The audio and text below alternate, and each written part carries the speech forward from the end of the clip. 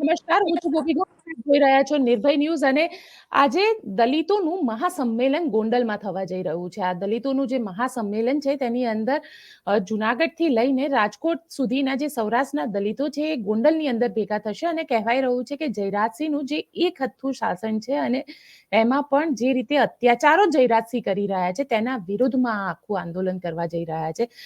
Jagdish Mehta sir આપણી સાથે જોડાઈ ગયા છે. મહેતા સાહેબ, શું કહેશો? કારણ કે હવે દલિતો ત્યાં બધા ભેગા થઈ રહ્યા છે અને એવું કહેવાય રહ્યું છે કે જયરાજસિંહના અત્યાર સુધીના જેટલા પણ અત્યાચાર છે એની વિરુદ્ધમાં આખું આંદોલન કરવા છે.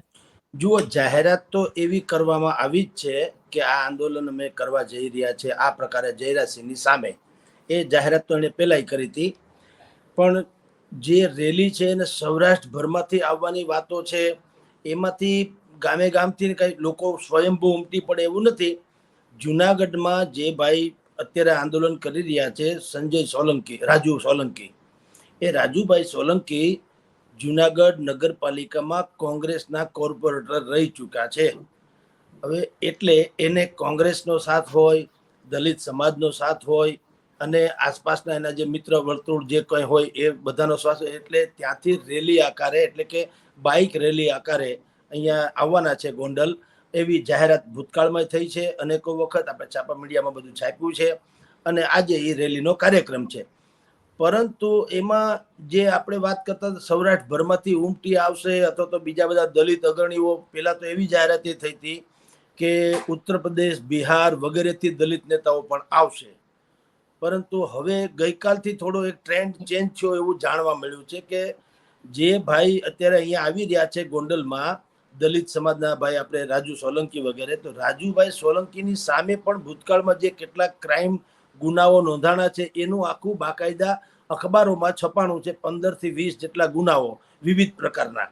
હાલાકી એ ગુના રાજુભાઈ સોલંકીના છે, એટલે એને ગુના હોય એનો અર્થ એમ નથી કે એના છોકરાને મારવો. એ સ્વાભાવિક વાત છે. એટલે કે ગુના તો રાજુભાઈ સોલંકીના છે, કાયદો કાયદાનું કામ કરે. એટલે આ કેસમાં પહેલી વખત એવું થયું, આમ તમે જુઓ તો માથા ભટકાણા છે. પહેલી વાર એવું થયું છે. કારણ કે આ કેવળ દલિત છે એવું નથી, એ દલિત નેતા છે. રાજુભાઈ સોલંકી જે છે એ દલિત નેતા છે, 2 વખત કોર્પોરેટર રહી ચૂક્યા છે.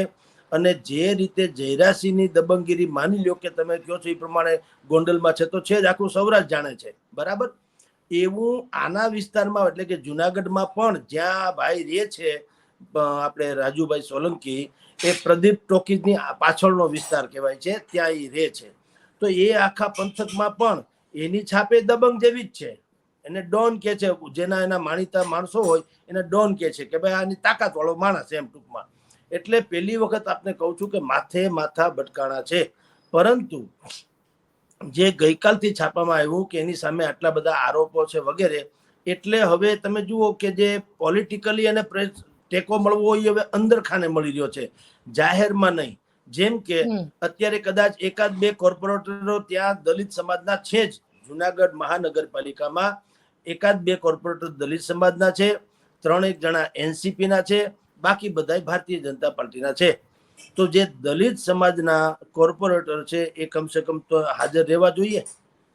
હવે એની અત્યારે જાણ નથી, તપાસ કરી છે તો એની જાણ નથી, હાજર રહે કે ન રહે અથવા કોઈ પણ બાનાસર ગેરહાજર રહે. નંબર 1. નંબર 2 કે જિગ્નેશ મેવાણી, એણે આમ તમે જુઓ તો આ ગોંડલમાં મહાસભા સંમેલન બોલાવવું એની જાહેરાત તો જિગ્નેશ મેવાણીએ કરી હતી. જિગ્નેશ મેવાણી ગઈકાલ સુધી અહીંયા હતા રાજકોટમાં, અને જે ટીઆરપી કાંડ થયું, 28 જણા સળગી ગયા મર્યા, એના વિરુદ્ધમાં ને એસઆઈટીમાં સારા લોકોની નિમણૂક કરીને જે આંદોલન હતું, તો એને તો કમસે કમ આજનો દી રોકાઈ જવું જોઈતું હતું. કારણ કે એ પણ દલિત સમાજના નેતા છે અને આ દલિત સમાજ ઉપર જ કહેવાતો અત્યાર થયો છે, એ અત્યાચાર થયા છે આપણે જાણીએ છીએ. દલિત સમાજનું આજે જો બાઇક રેલી ગોંડલમાં આવવાની હોય ને મહાસંમેલન કરવાનું હોય તો તમે માનો છો કે ક્યારે જિગ્નેશ મેવાણી ન હોય એવું બને? પાછા હતા જ અહીંયા રાજકોટ, તો રાજકોટથી ગોંડલ ક્યાં બહુ દૂર છે, પણ એ બુદ્ધિપૂર્વક એ ગેરહાજર રહેવાના છે. તમે વિચાર કરો, જો આંદોલનના જેણે સૌથી પહેલો હુંકાર કર્યો એ જિગ્નેશભાઈ મેવાણી, દલિતોના મસીહા કહેવાય, કે અત્યારે દલિતોના લડાયક કે ઝુંઝારૂ નેતા કહેવાય, એ પણ આમાંથી હટી ગયા. શું કામ? હા, જી, પણ સર જે લોકો સાથે મારી વાતચીત થઈ ત્યાં આગળ એ લોકો એવું કહી રહ્યા છે કે આને રાજનીતિથી અલગ રાખવા માંગે છે અને સૌથી મહત્વની વસ્તુ એવા 5 થી 7 વિક્ટિમ પણ હશે કે જેના ઉપર જયરાજસિંહે અને તેમના માણસો અથવા તો ગણેશ ગોંડલ કોકના ને કોકના દ્વારા એ લોકોને મારવામાં આવ્યો છે. મે બી બેન એવું હોઈ શકે, કારણ કે એમાં પાછું કઈ જયરાજસિંહે ઇનકાર કરી શકે એમ નથી, કોઈ ઇનકાર કરી શકે એવું બન્યું હોય. આવું તો આ લોકોને આ પહેલી વખત એવું છે કે આ પડકારનો સામનો કરવો પડ્યો છે.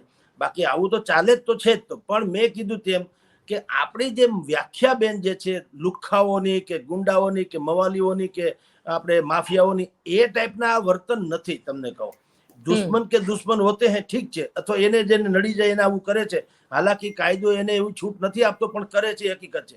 પણ આપણી જે વ્યાખ્યા એટલે કે આમ સમાજની જે વ્યાખ્યા છે લુખ્ખાગીરીની ને ફલાણીની, એવું નથી.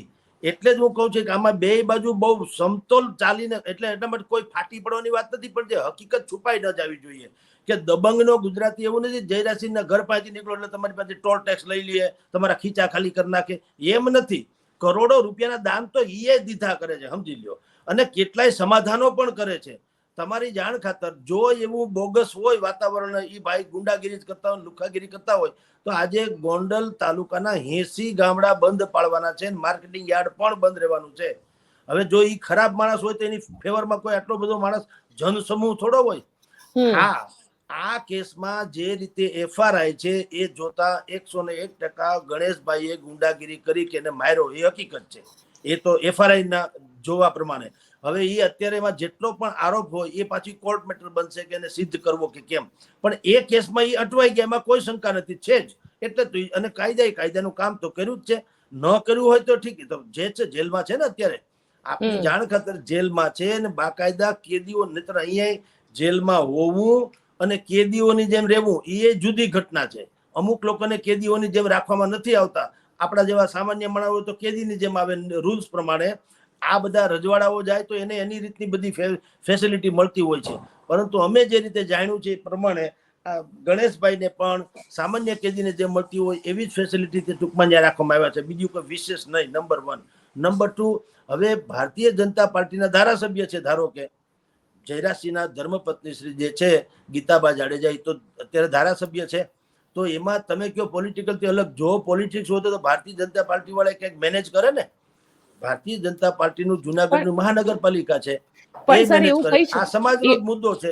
હા, એવું કહી શકાય કે આ વખતે કદાચ પહેલીવાર જયરાજસિંહ જાડેજાને ભારતીય જનતા પાર્ટીનો સાથ નથી મળી રહ્યો. જુઓ, સાથમાં તો બેન એવું છે, એક સત્ય તો એ છે કે માથાકૂટ થઈ છે, માયરો કૂટો છે, તો હકીકત છે. એમાં તો હકીકત છે, કોઈ સવાલ નથી આવતો.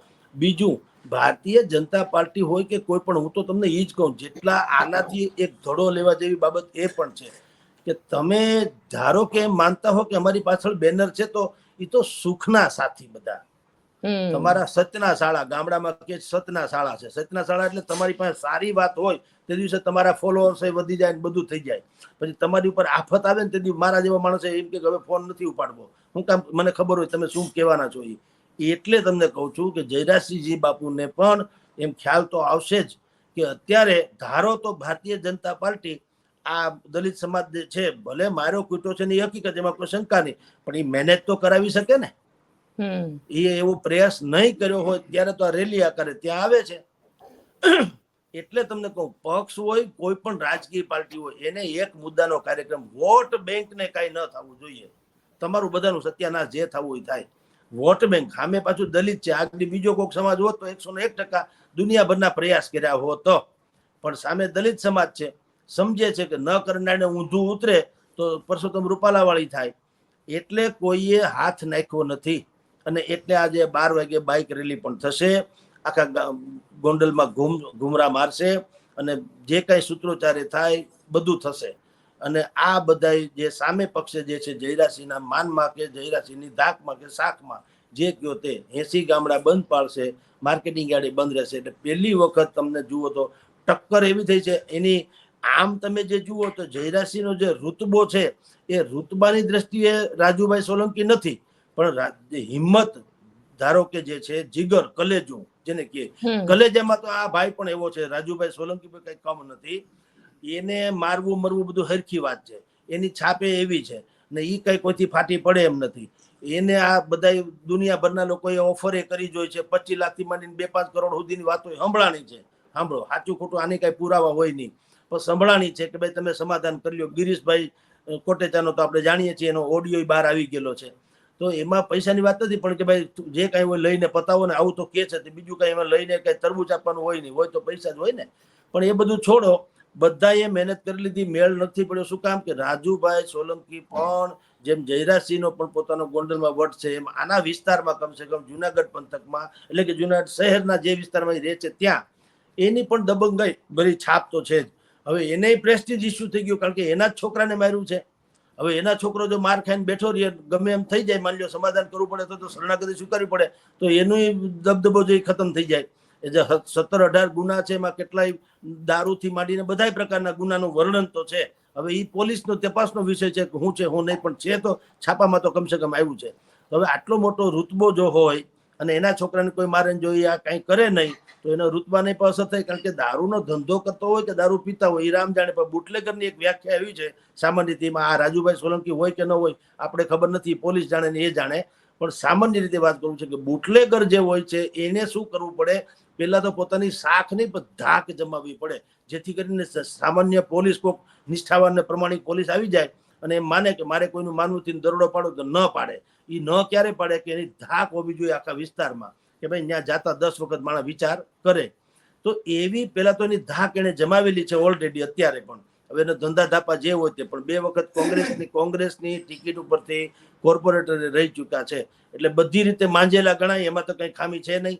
હવે સામે કુદરતને કરવું ને, જયરાજસિંહ ભટકાણા, તો જયરાજસિંહ નો પણ રૂતબો એવો છે ને, એને પાછો એક ને એક દીકરો છે. આ લોકોને તો માની લો કે કાંઈ પણ થાય તો આખો સમાજ એ ભેગો થઈ શકે ને આમ થાય. માની લો ન કરે નારાયણ ને કંઈક બીજું થાય તો આ ભાઈને એક ને એક દીકરો છે, દરેકને બે, આને દીકરો છે આને દીકરો છે, બે ના દીકરા એક હોય કે હોય, દીકરા બધાને હરખા હોય. પણ હવે દીકરા ઉપર આવ્યું એટલે બે બાપ જે છે વટે ચડ્યા છે, એમ મારું કહેવાનું છે કે બે ની વાત દીકરા ઉપર. આગળ આને આ વાત કદાચ રાજુ સોલંકીને 2 લાફા પીડ્યા હોત તો એ સંભવ છે કદાચ કે એ ઇધર ઉધર કરીને જતી ગતિ કરી નાખે ગમે એમ. પણ હવે દીકરા ઉપર લાગ્યું એટલે બાપ તો બાપ હોતા હે. એટલે હવે બંને તરફ તમને કહું છું કે આ લોઢે લાકડે બધું ભેગું થયું છે. આનો અંજામ જે આવે તે પણ અત્યારે ભારેલા અગ્નિ જેવી સ્થિતિ ગણાય. સર, ગોંડલમાં ભારેલા અગ્નિ જેવી સ્થિતિ આપ કહી રહ્યા છો, પોલીસ પણ ત્યાં આગળ એટલી જ ચોકન્ની હશે, કારણ કે ક્યાંક આમાં વર્ગ વિગ્રહની પણ પરિસ્થિતિ ઉદ્ભવી શકે. હવે હું આપને એ વાત કરું, આ ઘટના તો ઘટના છે, માની લો જે થવું હોય. આજે એ બધા ઘુમરા મારી લેશે, બધાને હું હા કરી પણ લેશે, એ બધી વાત સાચી. પણ હું આપને કહું છું, જે રીતે આજે જયરાજસિંહ ધારો કે ફેસ કરે છે કે એના છોકરા ઉપર છે, એ જેલમાં છે, એની ઉપર પોલીસે કે ભારતીય જનતા પાર્ટીએ મદદ નથી કરી. હવે એના પોતાના બલબૂતા ઉપર જે કરતા કરી શકશે કરી શકશે. પણ આ ટ્રેન્ડ જે છે એ ઉચિત નથી. જયરાજસિંહ થી માંડીને બધાએ સમજવા જેવું છે કે હવે પેલા જેવું નથી ભાઈ. રામ વાળાના વખતમાં બારવટિયા થતા ને એવું નથી. આ લોકતંત્ર છે, સીસીટીવી કેમેરા તંત્ર છે, ઇન્ફોર્મેશન ટેકનોલોજીનો યુગ છે. તમે ક્યાંય છુપાઈ શકો એમ નથી. તમારું દુષ્કૃત્ય કે કોઈ પણ કૃત્ય તમે છુપાવી શકો એમ નથી.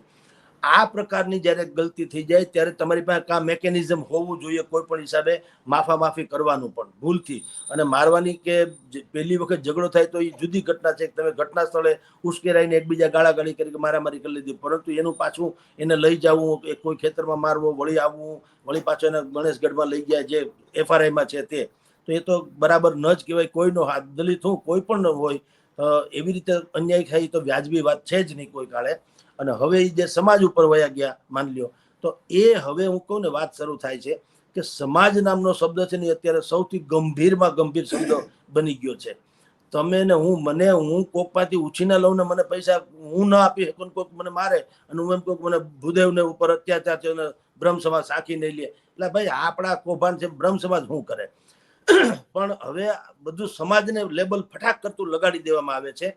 સમાજે પણ આવા કિસ્સા હોય જ્યાં જેન્યુઅન કિસ્સાઓમાં સમાજ ક્યારે મદદ કરવાની વાત થાય છે. સમાજમાં જેમ આપણે સરકાર માય બાપ શબ્દ છે, સરકાર માય બાપ. માય બાપનો એટલે હું, જિસકા કોઈ નહીં ઉસકા ખુદા હોતા હૈ.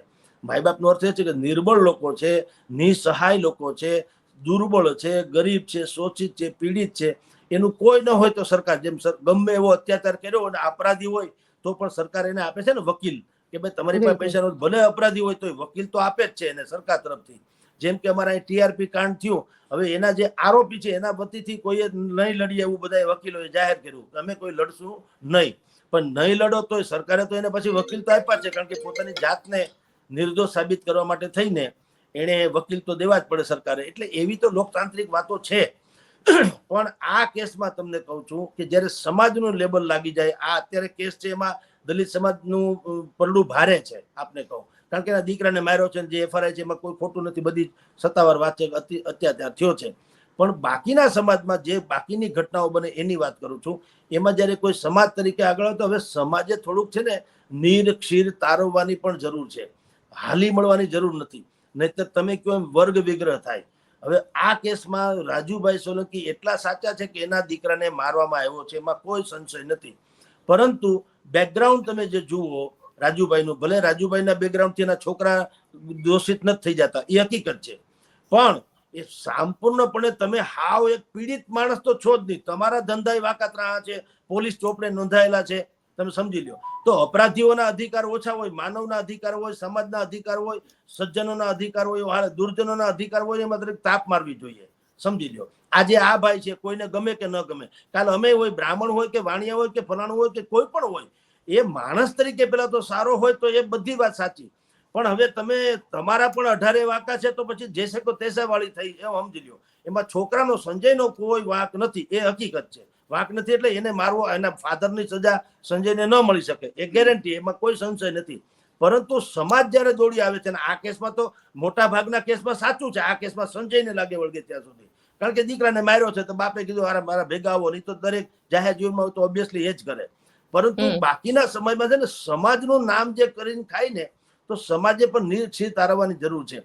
બે ઘડી તમે ધારી લ્યો બેન, આજે તમે આ કરશો, જે કઈ હો ગકીરો થાય તે માની લ્યો, પછી એક તો નક્કી થઈ ગયું, દરબાર સમાજની રેલી નહીં નીકળે અથવા તો એનું મહાસંમેલન ન બોલાવી શકાય.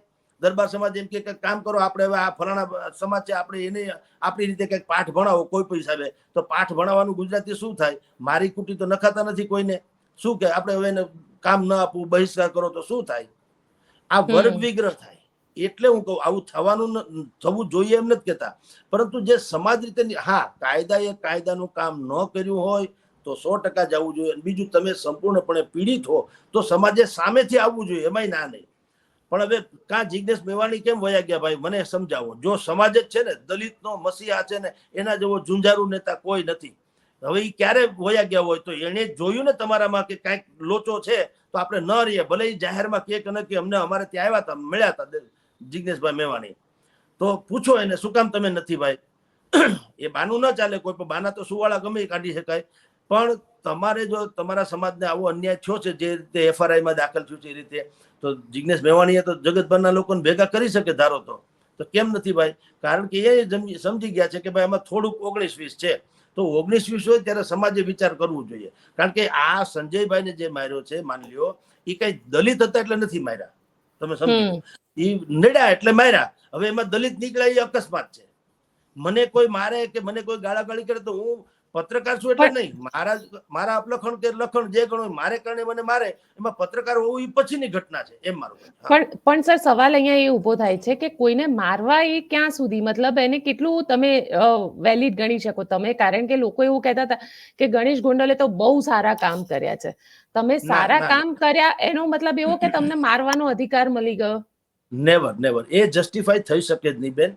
તમે સોનાના કામ કરો તો પણ એનો અર્થ તમે અપરાધીકરણ કરી શકો, એ ખોટી જ વાત છે. કોઈ શંકા એમાં, મેં આપણે પહેલેથી કીધું, આ કેસમાં સંજયને મારવામાં આવ્યો એમાં ગણેશભાઈનો દોષ ગણાય, એમાં કોઈ શંકા નહીં. જો એફઆરઆઈમાં છે એ બધું સાચું હોય તો, કારણ કે એફઆરઆઈ તો મારે તમારી વિરુદ્ધમાં લખાવ્યું તો હું લખાવી શકું. એટલે એફઆરઆઈ જુદી ઘટના, પાછું પ્રૂવ થવું જુદી ઘટના છે. પણ બે ઘડી માની લ્યો અત્યાર સુધીમાં ગણેશે ઇનકાર નથી કર્યો, જેલમાં ગયા છે. ગણેશના વકીલ જે કોઈ હોય તો એને એમ નથી કીધું કે ભાઈ આમાં ગણેશને ખોટી રીતે નામ ઉમેરવામાં આવ્યું છે, નહીં તો એ વાત બહાર આવે. એવું કઈ છે નહીં. એનો અર્થ એમ છે કે પ્રાથમિક દ્રષ્ટિએ એમ લાગે છે કે ગણેશભાઈ અને એના જે માણસો છે એને માર માર્યો હોય તો એ ખોટું થયું છે. સંજયભાઈને કોઈ હિસાબે એને એમ ભલે વાહન ભટકાણા કે જે ભટકાણા, ભાઈ આ તો સંસાર છે એવું તો હેલા કરે યાર. આપણે પત્રકાર છે, આપણી પર થોડું છોગવું છે. કૂતરું આડું આવે, સાધુ આવે, ભિખારી આવે, સંતો આવે, ગાય આવે, ભેંસ આવે, માણસ આવે, ઘણું બધું હોય યાર. ભારતમાં ક્યાં અમેરિકા જેવું કે લંડન પાકિસ્તાન જેવું હોય છે કે બ્રિટન જેવું હોય છે? તો ભટકાઈ જાય ઠીક છે, પણ પછી મેં તમને ખબર છે ઘણા ટીવી ચેનલમાં હું કહું છું કે અમારે ત્યાં સૌરાષ્ટ્રમાં 2 પ્રકારના અકસ્માતો થાય છે. પેલા વાહન ન ભટકાય, પછી વાહક ભટકાય. અને વાહનમાં હજી બચી જાવ, વાહકમાં ન બચો. એ આ જે ગોંડલમાં થયું તે તમે વિચાર કરો. વાહન ભટકાણા એમાં થોડુંક સોરાસોરી કરી દો ને. મોટા માણસો હોય ને, જયરાજસિંહ બાપુ હોય કે ગણેશભાઈ હોય કે અનિરુદ્ધસિંહ બાપુ હોય કે જે કોઈ જેના અત્યારે સૌરાષ્ટ્ર પર ડંકા વાગે છે, થોડુંક મોટું મન રાખવું જોઈએ ભલામણ. હાવ પછી તમે લેતે દેતે ફૂટબોલની જેમ ઉડાડ્યા કરો. ક્યારેક જો લેતી દેતીમાંથી જો આવું થઈ જાય, તમે સંજયને એમ સમજીને માર્યો કે અમે રુતબો તમારો દેખાવા માટે માર્યો, તો હવે દલિત નીકળો ને અત્યારે પરિસ્થિતિ કેવી વહરી થઈ ગઈ.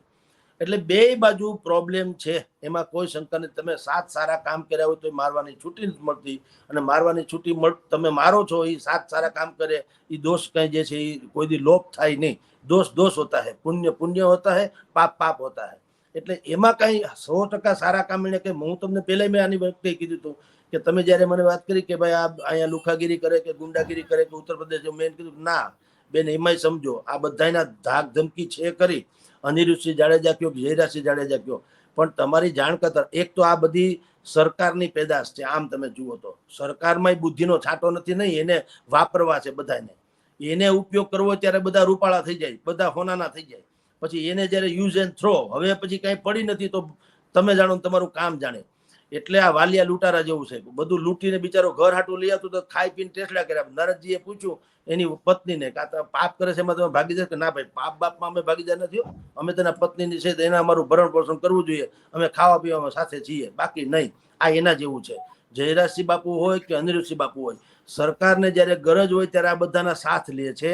સરકારમાં સત્તા બનાવી લે છે. જુનાગઢ નગરપાલિકાથી માંડીને ગોંડલ ધારાસભા સુધીની બધું કરી લેવું છે, પોતાને ફૂમફૂમ નાખી લેવું. કમળના ફૂલ, કમળના ફૂલ. તો અત્યારે આ ભાઈ છે જયરાજસિંહ માથે આફત પડી છે, ક્યાં કમળનું ફૂલ ગયું મને કયો જી? નથી સત્તા આખી, ધારે તો ન કરી. અને એમ નથી કહેતા કે તમે એને સિતમ ગુજારીને બંધ કરી દો. સમજાવી તો શકે ને કે ભાઈ થઈ ગયું, એક વખત માથાકૂટ થઈ ગઈ, ચાલો તમે કઈ રીતે સમાધાન કરી દઈએ, તમને કેવું વળતર આપી દઈએ, તમારા વાહનથી માંડીને કોઈ ટકરાણું હોય તો વગેરે વગેરે. તો એ સ્વાભાવિક થઈ શક્યું હોત. પણ હવે જુઓ સામે પાછી વોટ બેંક છે. વોટ બેંક છે એટલે કીપ મમ, તો આપણે કાંઈ નહીં, હવે તમે ફોડી ખાવ તમારી રીતે. એટલે જ કહું છું કે ઘણી વખત આપણે માનતા હોય ને બેનર, એ બેનર બધા છે ને કલગી હોય છે, સમજ્યા? એટલે એ કઈ બહુ એના ઉપર બહુ તાગડથી ન થાય તો આવી હાલત થાય. ને અત્યારે શું થાય, હવ દાવ લે.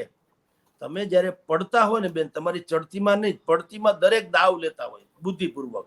અને અત્યારે જે કોઈ જયરાજસિંહના વિરોધી હોય એ બુદ્ધિપૂર્વક અંદર ખાને દાવ લઈ લેતા હોય આરામથી. કોણ છોડે અને શું કામ છોડે એ હકીકત છે. તમે નબળો બોલ આપે ને કોઈ ફટકો ન મારે એવો ક્રિકેટર હોય ક્યારેય?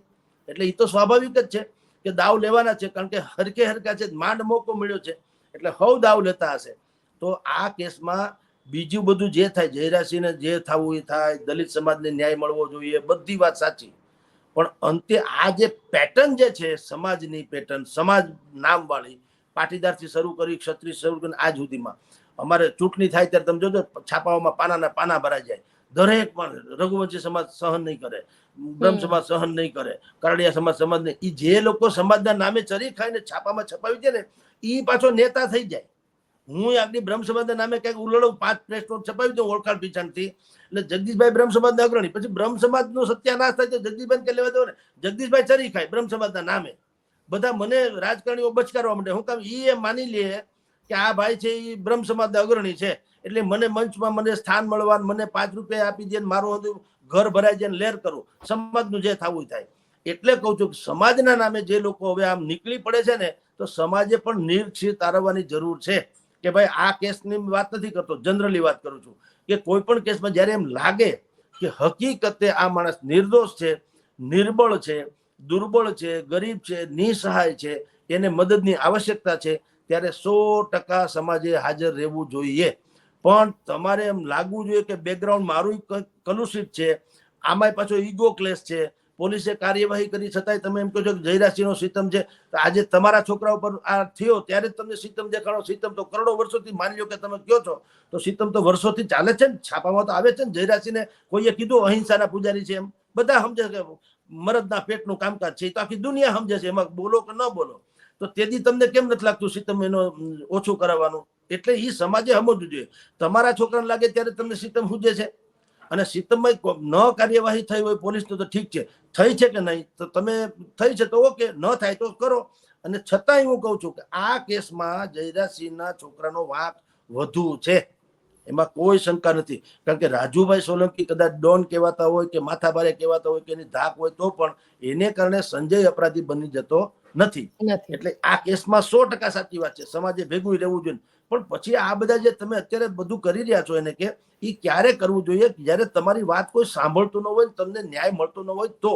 કાયદાનું કામ કરે. બે સારા વકીલ રાખો તમે, ખાના રાજકોટની સૌરાષ્ટ્રના ખ્યાતનામ વકીલો હોય એને તમે રાખો. તમને જે લોકો સપોર્ટ કરતા એને કયો મહત્વ રાખે, અને જરાય લેસ્ટ ચાર્જશીટમાં પણ કોઈ ખામી ના આવવા દે, ફાસ્ટ ટ્રેક કોર્ટમાં કેસ ચાલે અને સજા અપાવડાવો. કાયદો તો છે ને, શાસન તો. પણ તમે ન્યાય તોડવા નીકળશો, કાલે એ લોકો ન્યાય તોડવા નીકળશે. મેં તમને અગાઉ કીધું તેમ આ સમાજમાં વર્ગ વિગ્રહ થાય એ બહુ ખરાબ. કાલથી કહી દેશે કે અમારે તમારું કઈ કામ નથી, તમે અમારી ત્યાં કોઈ કામે આવતા નહીં. બધા દરબાર સમાજ નક્કી કરે કે આ લોકો ન લેવા તો શું થાય? આજે દરબાર છે, કાલ બીજા છે, પછી એ લોકો પાછા આપણી વિરુદ્ધમાં, આપણી એટલે કે સવર્ણોની વિરુદ્ધમાં એ એક કાયદા કરે. અમારે સાફ સફાઈ નથી કરવી તો શું થાય? મને કયો. દલિત સમાજ અત્યારે મોટા ભાગનો છે બિચારા. આ સફાઈ કામદારો આપણે કહીએ છીએ, આપણે કહેવાય હું કચરાવાળા, કચરા નહીં સફાઈ કરવા વાળા છે. કચરાવાળા તો આપણે છીએ. પણ હવે એનું તમે જો આ વર્ગ વિગ્રહની વાતો તમને કરું છું, આવું કઈ ન થાય ભગવાન કરે. પણ તમે આનું આમ કરો કે દલિત સમાજને કામે નથી રાખો તો અમારે વાળવા નથી આવું. કોણ વાળશે મને કયો? કોણ સફાઈ કરશે તમારી? તો દરેક સમાજને એકબીજાની અરસપરસ ગરજ છે. સુથારી કામની ગરજ છે, મજૂરી કામની ગરજ છે, ખેતીવાડીની ગરજ છે, દરજીની ગરજ છે. આપણે કહીએ ને અનાજ ન પકાવીએ, ખેડૂતો ઘણી વખત એમ કહે છે કે જો આમ થશે તો હવે અમે લોકો અનાજ પકાવવાનું બંધ કરી દઈશું. તમે અનાજ પકાવવાનું અલગ, દરજી અલગ બોલા એમ કે અમે લુગડા બનાવવાનું બંધ દેવું, શું કરશો તમે? લ્યો. એટલે ભાઈ એવું ન હોય, બધાને બધી જરૂર. આ બધું આમ અરસપરસ છે સાહેબ, આ કુંભો છે. એટલે એવું સમાજના નામે આ કરવું ન જોઈએ.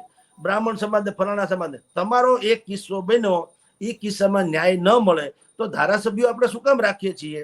તમારી પાસે છે જ ને. મેવાણી સહિતના બધા આજની અનાદિકાળથી તંત્ર છે, લીડર્સ છે, ધારાસભ્યો છે, સંસદ સભ્યો છે, મંત્રી છે. ભાનુબેન બાબરિયા શું છે? દલિત સમાજના નેતા છે, કેબિનેટ મિનિસ્ટર છે. કા નથી કઈ કેતા? રેલીમાં ભાગ જો સાચું હોય તો લેવું ન જોઈએ. ભાજપના હોય કે કોંગ્રેસ સમાજના છે કે નહીં? પૂછો જે એને આવે છે નહીં. શું કામ? તો તમને સર આ સમાજની વાત કરું તો જયરાજસિંહ જાડેજાએ રૂપાલા વખતે જે થયું, ક્ષત્રિય સમાજની આખી અગેન્સ્ટમાં હતા જયરાજસિંહ જાડેજા. એમાં એમના માટે પાર્ટી મહત્વની હતી. હા, પણ હું તમને કહું, કરવા ગયા કંસારને થઈ ગઈ હતી થૂલી. એવું નતું કે અગેન્સ્ટમાં હતા. એને એમ હતું કે એક તો એનો રૂતબો તો છે જ, તો મારી ત્યાં હું મિટિંગ કરું છું, મિટિંગમાં જે નિર્ણય થાય એ લગભગ સર્વસ્વીકૃત બની જશે. સાંભળજો, એવી એની ગણતરી હતી. પણ પછી મૂળ ઓરિજિનલ બાપુ રહ્યા ને, એ ખોખારો ના ખાય, ડણક કરે. એ ડણક થઈ ગઈ એનાથી કે હવે આમાં જે કોઈને ગમતું, કારણ કે સામે કોણ કોણ હતું એને ખબર હતી. પાછી સામે જે તથાકથિત રીતે સંકલન સમિતિની હારે જે લોકો હતા, જેના નામ જોગ એને કીધું, બરાબર, પીટી જાડેજા અને ફલાણા એમ નામ જોગ કીધું કે ભાઈ ભૂતકાળમાં તમારાથી કઈ બનાવ બની ગયો છો કે નહીં? જાડેજાને ઉદ્દેશીને જ કીધું, પીટી જાડેજાને, તમારાથી એવી ભૂલ થઈ હતી કે નહીં કઈ અમુક પ્રકારની? તમે સમાધાન મેં કરાવ્યું હતું કે નતું કરાવ્યું? તો કે હા. તો તેથી હું ક્ષત્રિય નેતા હતો, ત્યારે ક્ષત્રિય નેતા નથી. એટલે જે લોકોને આ સમાધાન માન્ય ન હોય એ આવે મારી સામે અને કા ઈ કે એનો સમય, એનો સ્થળ, એનું ફલાણું, હું એકલો ગાડી, ઈ જે બોલ્યા એમાં વાત બગડી ગઈ. બાકી તો એને ક્ષત્રિય સમાજની વિરુદ્ધમાં આંદોલન નથી કર્યું. એને તો એમ કરવાની કોશિશ કરી હતી કે ક્ષત્રિય સમાજ અને પાટીદારો એટલે પરસોત્તમ રૂપાલા અને ભાજપ, એનો જે ડખો છે એ સમાધાન થઈ જાય તો સારું. પણ મેં કીધું પછી બોલવામાં જેમ પરસોત્તમભાઈ થી બોલાઈ ગયું, ઇન્દ્રાસન નિંદ્રાસન જેવું થયું. એ બોલાઈ ગયું ને એનો સત્યાનાશ થઈ ગયો. આ બાપુએ પણ થોડીક મૂછે તા દીધો, એનું બધું પલટી ગયું. બિલકુલ સર, આપ અમારી સાથે જોડાયા તેના માટે આપનો ખૂબ ખૂબ આભાર. સાંજે ફરીથી ચર્ચા કરીશું, કારણ કે આશા રાખીએ કે શાંતિપૂર્ણ રીતે આ જે આખી રેલી છે એ રેલી પૂરી થઈ જાય અને કોઈ પણ પ્રકારની ત્યાં આગળ, કારણ કે પોલીસ પણ મોટી સંખ્યામાં ત્યાં ડિપ્લોય કરી દેવામાં આવી છે. 1500 થી વધારે પોલીસ કર્મીને ત્યાં તૈનાત કરવામાં આવ્યા છે. એટલે આશા રાખીએ કે શાંતિપૂર્ણ રીતે આ રેલી પતી જાય. આપ જી, જોડાયા સર તેના માટે ખૂબ ખૂબ આભાર. થેન્ક યુ બેન, થેન્ક યુ બેન.